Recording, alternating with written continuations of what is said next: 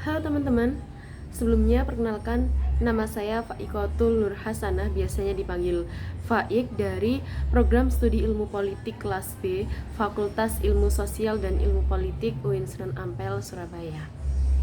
Nah, dimana di sini saya akan mereview buku yang telah di-share oleh dosen saya yang berjudul Pemikiran Politik SM Kartosoewirjo untuk menuntaskan ujian akhir semester mata kuliah Pemikiran Politik Indonesia yang diampu oleh Bapak Khairul Umam.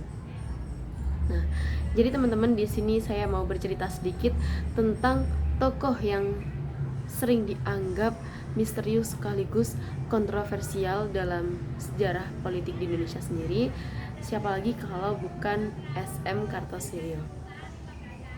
Di dalam buku Pemikiran Politik SM Kartosoewirjo, ternyata isinya bukan hanya soal pemberontakan saja nih, dan isinya ternyata lebih daripada itu, soal visi, keyakinan, dan ideologi Islam yang menjadi alasan kenapa sih SM Kartosoewirjo sampai mendirikan Negara Islam Indonesia atau biasa disebut NII. Mengapa sih di tahun 1949 Kartosoewirjo ini awalnya bukan dari seseorang yang berlatar belakang dari pesantren, bukan dari pesantren ya teman-teman.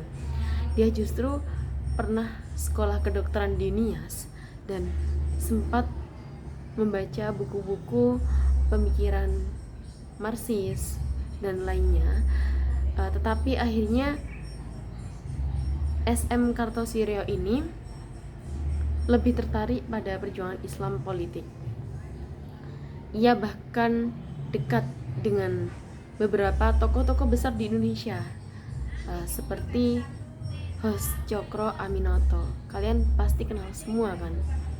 Nah, menurut buku ini, salah satu pemikiran utama dari Kartosoewirjo adalah bahwa Islam itu bukan sekedar agama pribadi, tetapi Islam itu merupakan sistem hidup yang harus diwujudkan dalam bentuk negara. Nah, maka dari itu SM Kartosoewirjo memproklamasikan NII atau Negara Islam Indonesia karena menurut SM Kartosoewirjo ini, negara Islam itu wajib hukumnya sebagai bentuk nyata dari kedaulatan syariat Allah Subhanahu wa taala. Nah, di dalam buku ini juga mengkritik sejarah versi Orde Baru yang menyudutkan bahwa SM Kartosoewirjo ini sebagai pemberontak.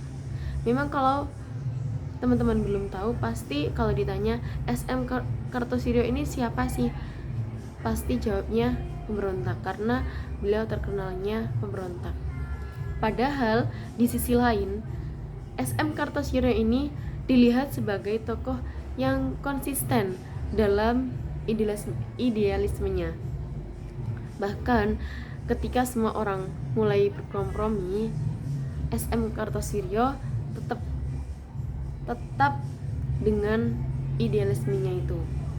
Nah, yang menarik, penulis di dalam buku Pemikiran Politik SM Kartosoewirjo ini berusaha membela Kartosoewirjo bukan secara buta, tapi menampilkan juga dokumen-dokumen asli pemikiran Kartosoewirjo sendiri serta wawancara dengan beberapa pelaku sejarah. Jadi kita bisa melihat ya, dari sisi manusiawi dan intelektual Kartosoewirjo bukan cuman sekedar cap pemberontakannya. Satu kalimat yang diingat dari penulisnya, yakni negara itu satu hal, tapi moral orang-orang di dalamnya adalah hal lain. Maksudnya, bisa saja negara itu berdiri atas dasar Islam atau Pancasila, tapi kalau pemimpinnya nggak amanah, ya kacau saja. Kita lihat dari pemimpin sekarang juga kita sudah tahu. Nah, jadi buku ini tuh sangat penting untuk dipelajari karena buku ini itu menilai sejarah dan juga tokoh politiknya. Jangan sampai cuma mewarisi stigma tapi nggak ngerti akar pikirannya.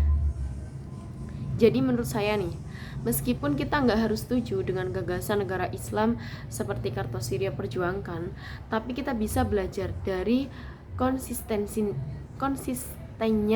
Kartosuwiryo, dari keberaniannya mengusung ide keyakinan besar. Bahkan saat orang-orang meninggalnya, Kartosuwiryo masih ada di dalam gerakannya sendiri. Baik, itulah teman-teman yang dapat saya sampaikan. Kurang lebihnya mohon maaf. Wassalamualaikum warahmatullahi wabarakatuh.